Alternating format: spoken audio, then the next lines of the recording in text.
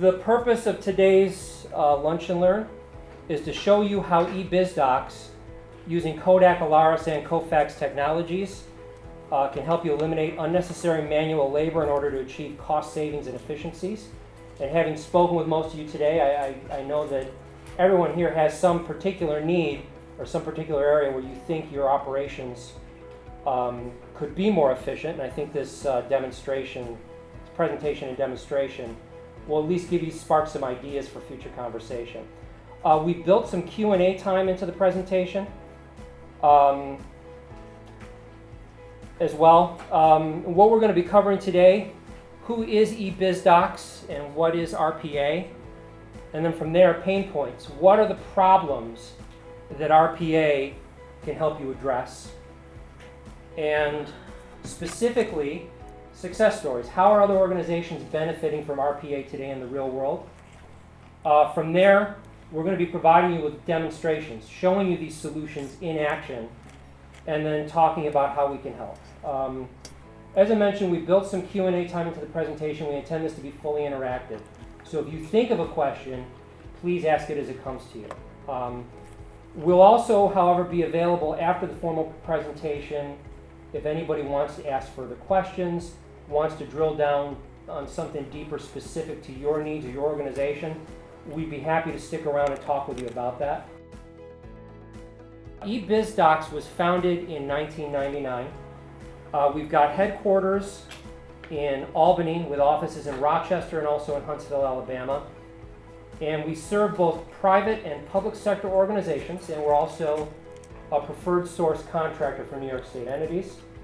We received numerous awards over the years. Most recently, we were awarded Corporate Partner of the Year by New York State Industries for the Disabled.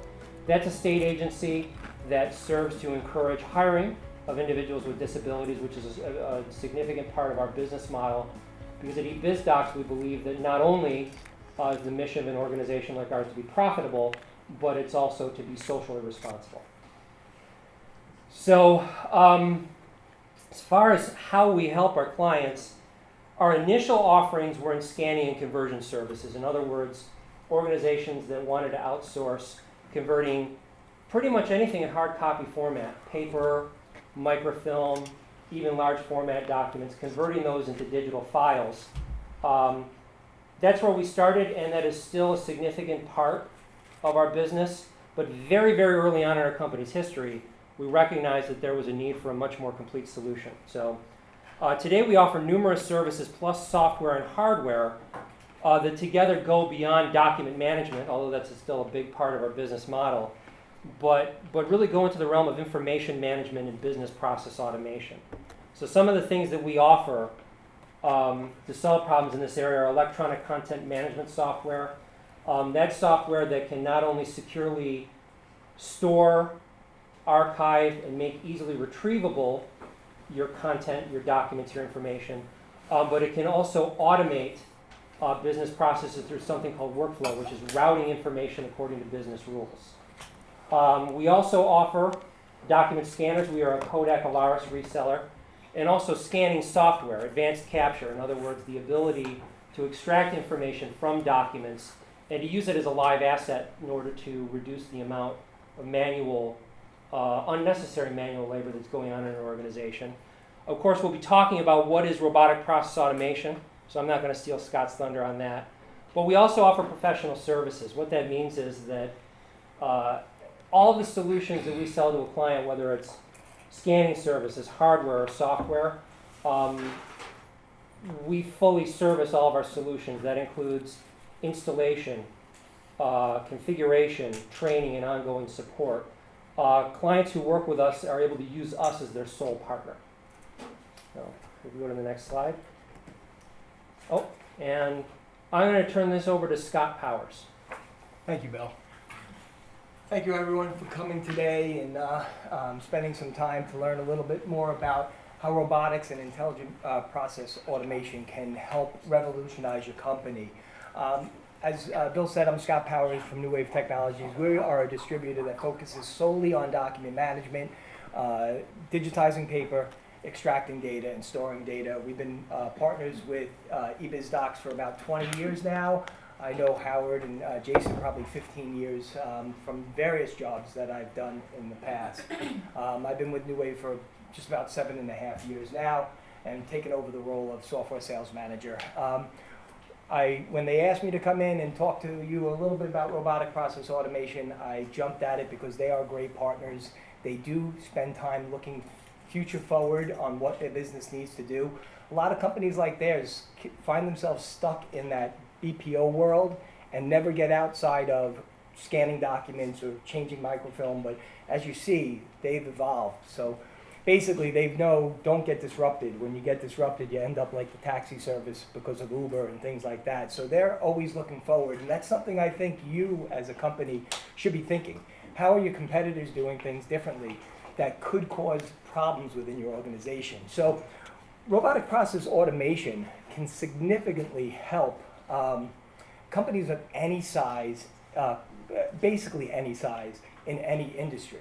Its ability to improve processes, increase innovation, and help companies deliver better customer experience is the key attribute of what robotic process automation does. Next slide.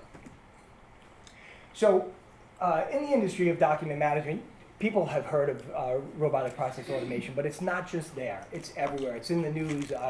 I believe there's 3 different exposés from 60 Minutes that talk about artificial intelligence. There's plenty of different companies out there. You see articles that say, can artificial intelligence improve customer experience? Are they really out there looking to take your jobs? I did read a study that mentioned while 73 million jobs will be displaced based off of robotic process automation, an additional 140,000 will be built based off of this. Basically, if you start looking and you go on Indeed and ask anything about robotic process automation, you'll see how many jobs are out there listing about being expert in that piece. So are robots coming for your jobs? No, they're really here, at least how we look at it and how Kofax wants to talk about it, to enhance your experience doing your job. Right now, it's doing the mundane, repetitive work for you, so you can go and take care of the thought processing, the cognitive part of your job. Next slide. So what challenges came about that really spurred the need for RPA? So there are many process touch points within an organization coming from massive amounts of data through disconnected systems, which causes all this manual work, stuff that typically could be automated, and it's just coming from email, from web locations all over the place, causing this market pressure for you to be better. And what RPA looks to do with most good companies are talking about, how do I enhance that customer experience? And that's what drove RPA to the forefront. Next slide. So your choice is status quo. Just add more people to your processes. There's so many processes and there's so much stuff. Let's just add more people, which then adds more cost, training associated, also salaries, things of that nature, or outsource it.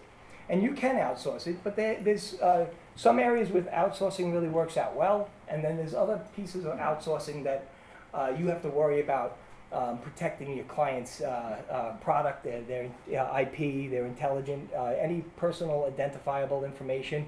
So there are challenges on all sides. So next slide. So really what the solution is robotic process automation, which is more is less about a trend in software, but more about a digital version of the white collar worker and how to get things done. Next slide. The information age is here. People are leveraging IT systems, and businesses need to be able to communicate with line of business apps, CRMs, ERP systems, as well as public websites, partner portals, and things of that nature. And what RPA does is it helps acquire all that data from all those different disparate systems, enhance it, and deliver it to you in a much better format. Next slide. So RPA can revolutionize the way you do your cubicle work. So what you want to be able to do in this scenario is have your FTE spend as much time possible on the cognitive thinking tasks, so you remove that mundane, repetitive work that the hands, doing stuff with your hands, pulling things from reports, looking up websites, things of that nature. Next slide. So work smarter, not harder. These are actually numbers that come from Forrester, from Deloitte. They are really pushing it, and that's probably why you're seeing it in the news so much. They're pushing RPA very hard. I actually heard of a very prominent consulting company basically sell something and it did not require RPA. And what the person said is, I don't care, you have to say it has RPA in it. And they ended up selling what is considered a workflow process, but they labeled it workflow RPA just to make sure people see that RPA is involved, because the consultants are pushing it so heavily. So when you work harder, not smarter, RPA has the ability to increase capacity by 35 to 50% while delivering 25 to 50% in savings and deliver 100% data accuracy. Now, the first time I ever saw anything about RPA, I said, how could you say 100% data accuracy? Why don't you do what every OCR company say, 99.8% or whatever you wanted to say? But if you think about it, a robot technically is not smart enough not to be accurate. It's either built incorrectly or the data that it's capturing is incorrect. But if you are building a robot properly, it is going to take data from one point to another and not make a mistake doing so. Let's think about a CRM system and a report. Let's say you have an Excel spreadsheet that has column A is first name, column B is last name, and column C is company. And you want to be able to import that into your CRM system. You tell the robot, column C goes into company name, column A goes into first name, and it's just cutting and pasting and moving that at a much faster speed. So this eliminates those costly errors of keying. Keying errors happen all the time. People are tired, people call in sick. The other thing that RPA does is it slashes processing time by 30 to 50% because it works in nanoseconds.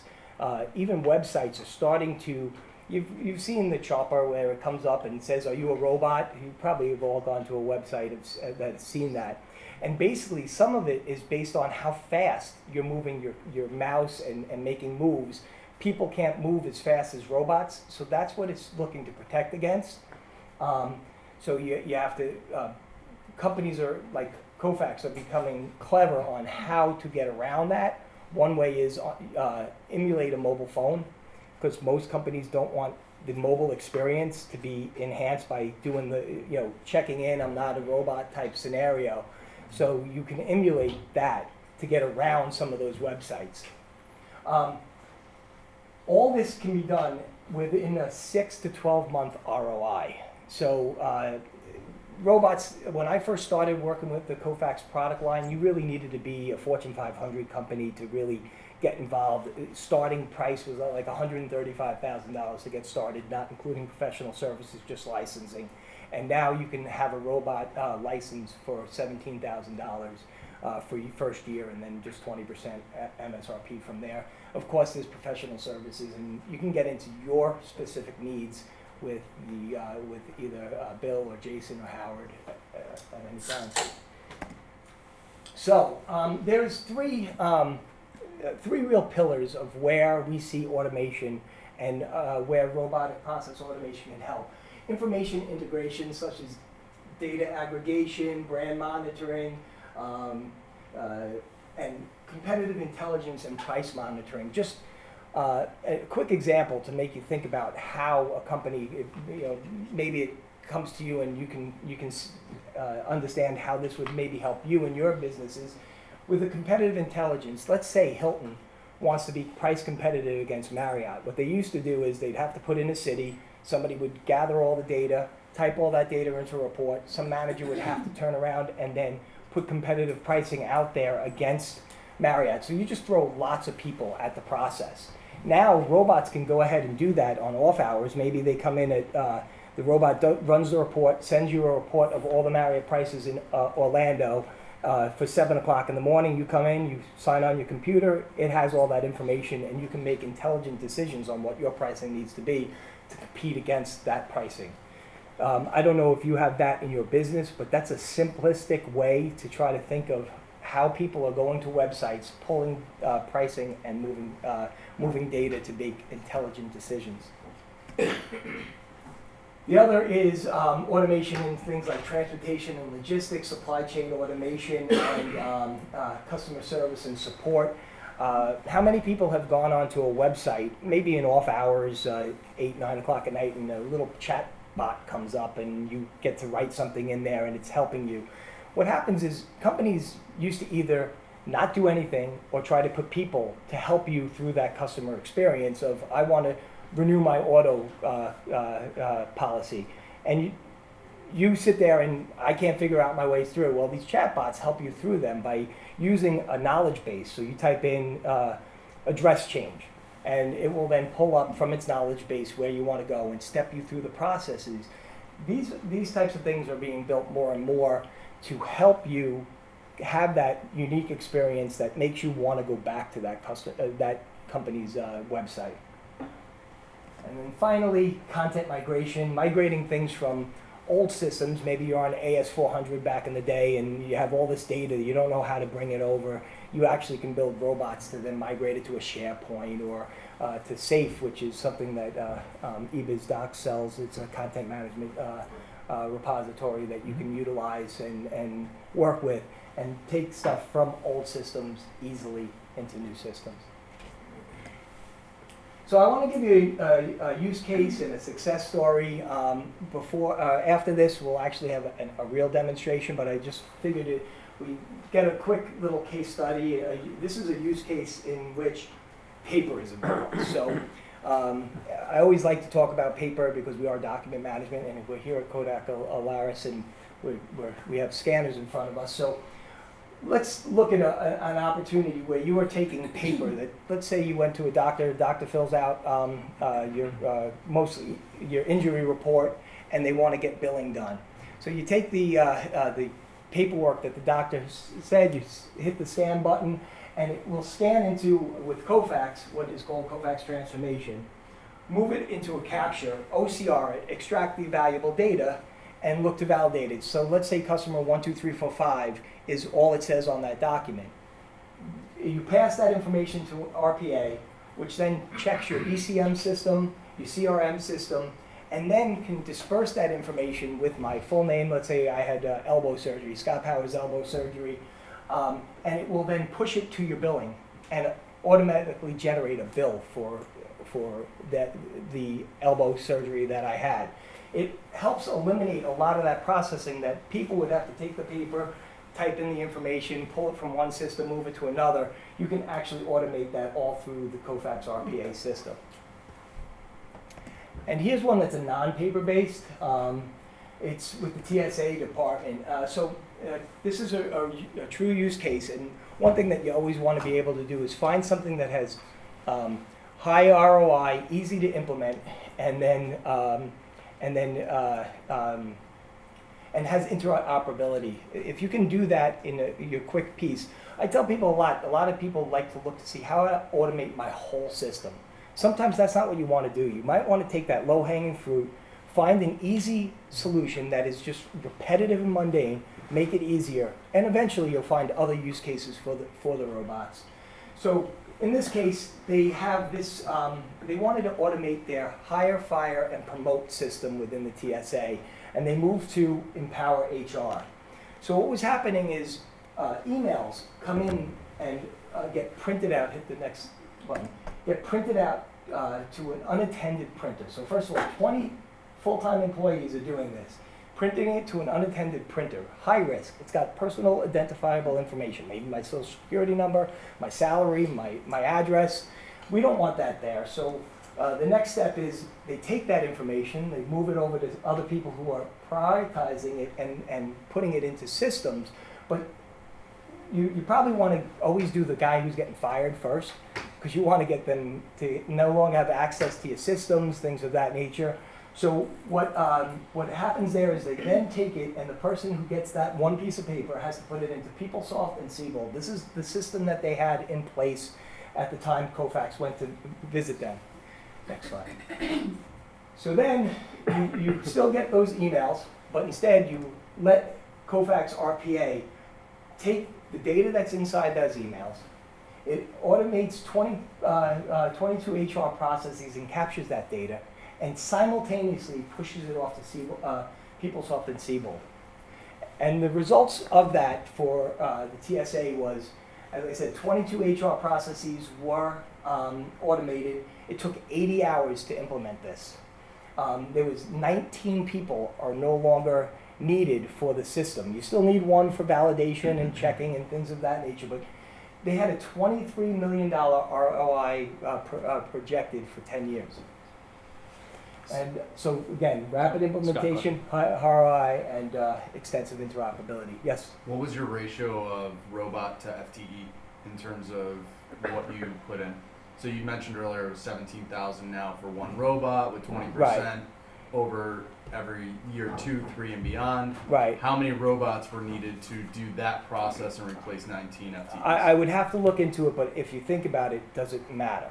If my ROI is Great set, ROI. right. I was just curious. Right. in terms So, of- but I don't have the answer to that. I can look it up for you, but I would assume that it's a very low ratio because it's just a standard process. Right. So most likely you're running 2 to 3 robots, but I'll get an answer. I can get an That's answer for you. And with that, you hand it over to Jason to we can take questions, but also Jason, if he wants to show a demo of how he built a couple of robots. Together 2 samples, and they're not doing a ton of things because what robots are doing is they're just kind of running through steps, and it can be very boring for everybody to sit here and just watch a background process of a robot. So just from a high level, I'll pull up the website of the first one. This could be any website. This could be anything that has products on it. So the idea here is, as Scott alluded to in his presentation, people are typically today going into websites like this and they're scraping the data and they're doing a save as, or they're doing a export out to an Excel spreadsheet, and that's all manual process. Click, type in the search window, get the results, and do their thing. What this robot's going to actually do is this can go to that website, perform that search, and then from the results, regardless if it's one result, regardless if it's 50 results over 3 pages, it can iterate through, because the robot's telling it to do that, and grab a couple of those tags off those things and then export it automatically to an Excel spreadsheet. That way, from that step, it can be exported to another line of business application, or that person who needs those reports can then evaluate that. So the application up here, we're going to run into, so this what you're seeing here, and Scott, feel free to jump in. This is pretty much the design studio of where you create robots and create metadata. So it looks a little busy, but what it essentially is this is the important part. The person is checking a checkbox, the person is clicking a mouse, the person is doing it, up to however many times they need to do it. So you create loops, you create clicks, you create next and searches, and then all this has to do is... The nice thing about go ahead. the design studio is you can actually build, test, and run all in the one location. As you start to open up a website, it will show the actual website on that page. You're not looking conceptually and saying, this is what I need to do. You're actually building it through, visually through here. Mm-hmm. And each step that is being placed has no coding. There's 0 coding in this. All the coding is done automatically as you select specific steps that are being done, and the full HTML will be down below. You hardly see it at the very bottom, but that's we'll walk you through your full work step without ever having to leave this design studio. Yep. So just to run it through here, hit go. You'll see, and again, I'm showing you the manual kind of mundane process, but this is something that, as Scott said, can run overnight, and then the person comes in the morning and the Excel spreadsheet sitting there on a folder on the desktop or somewhere else. So the results are kind of showing up here. So the robot has already done a search, and it's done a search for the word faucets.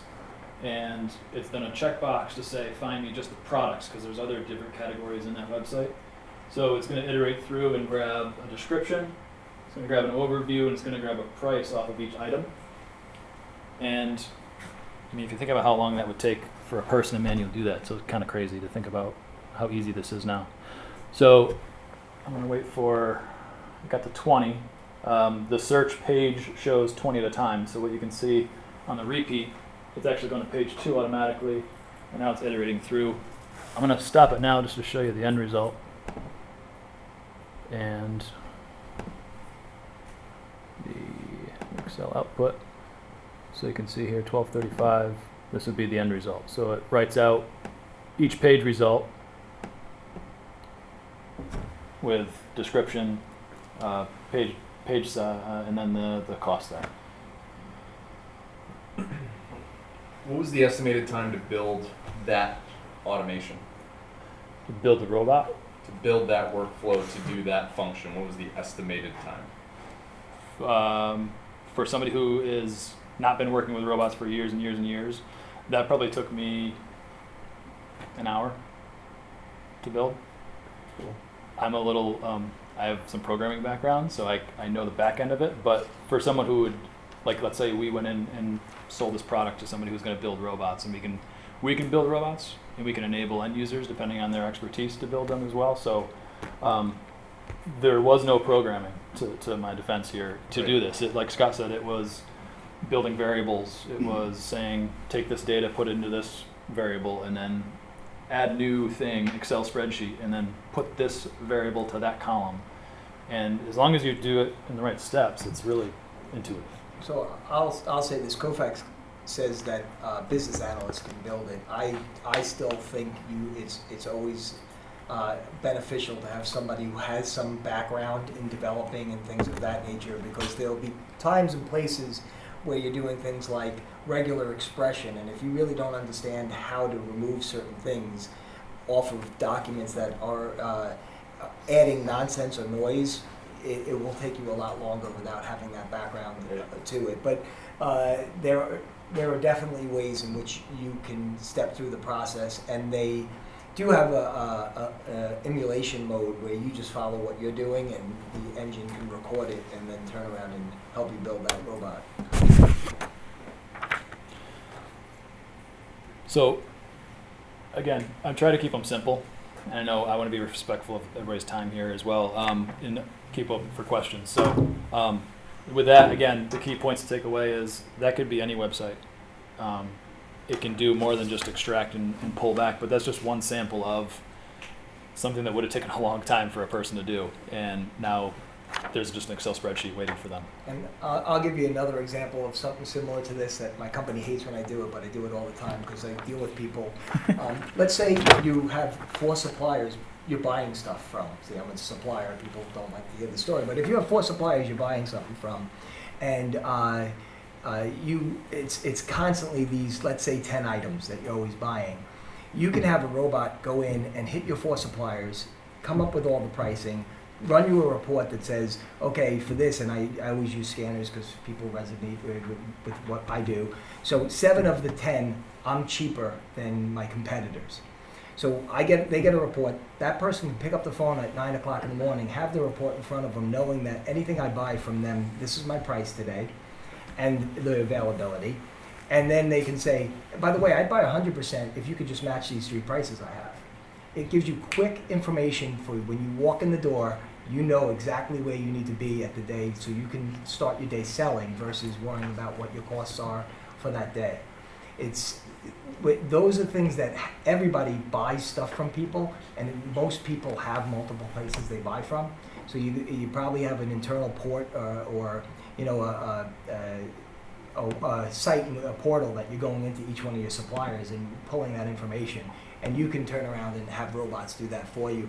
Another thing I didn't mention is there's 2 types of robots. There's attended robots and unattended robots. And attended robots do things like, I try to run a report. I do specific report that every Monday I get from Salesforce. But Salesforce does not like robots. So basically, it will send me a text on my phone.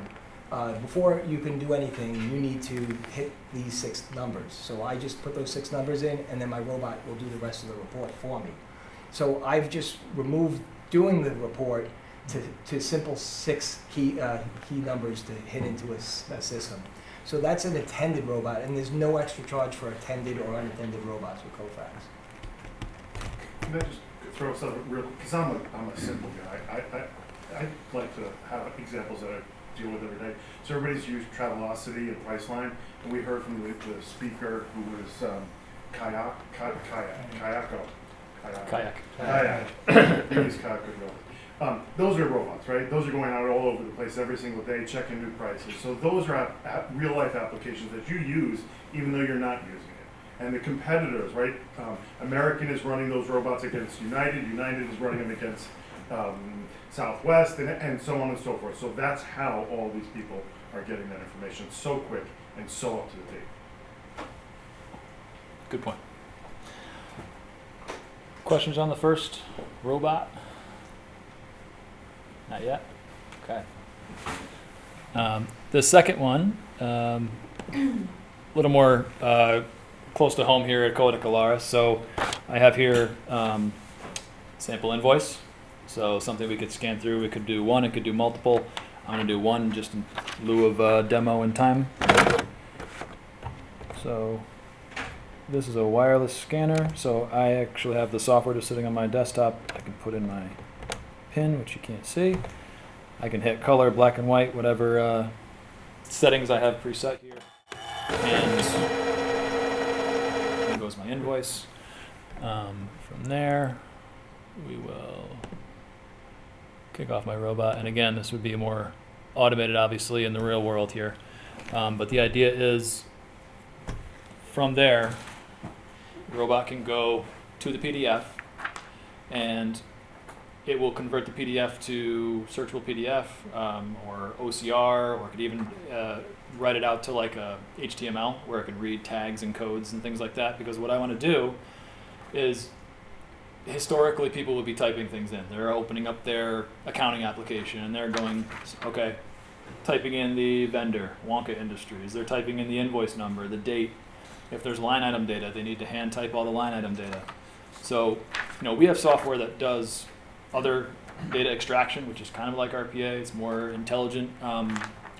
But what this is doing is, this is the application that can do this plus other things. What we're doing in that robot today is we're just grabbing a couple of those key header information. We're grabbing the invoice number, the vendor name, the dollar amount, and the date. And we're writing it out to a Excel spreadsheet. It probably did that in a fraction of a second. Execution time 0.79 seconds. And let me go to my output. So my scan output would be something like this. So black and white, color, what have you. And the data output, which is the good stuff,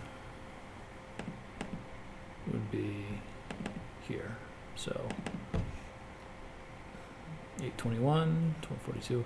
So it grabs the 4 pieces of data and exports it out to the spreadsheet. So from there, again, whether the robot is picking it up and doing something else with that spreadsheet, or whether that line of business application has some sort of import utility to say, pull that into the accounting application, file that in. Those are all things that people were doing, and possibly multiple people. And as we know, when there's people involved, there can be delays. There can be, I'm out of the office. This thing's not out of the office. It's always here. It's not about trying to replace everything and everyone. It's augmenting it to make it easier and add to that unique FTE experience as well as your customer experience, making everything easier to allow you to focus on more important things like maybe selling. If anybody is interested in, delving into any specific business issues, I'd love to have that conversation. Let's maybe before we leave, if I could get business cards from everybody. Understand that because of the nature of this event, we've had to present a lot about ourselves, But what I'd like to suggest is if you've got any ideas, questions, anything you'd like to explore, let's set up some time where we could focus on you and help me understand specifically what issues are important to you and what it is you might like to do differently or better, and then we can start from there.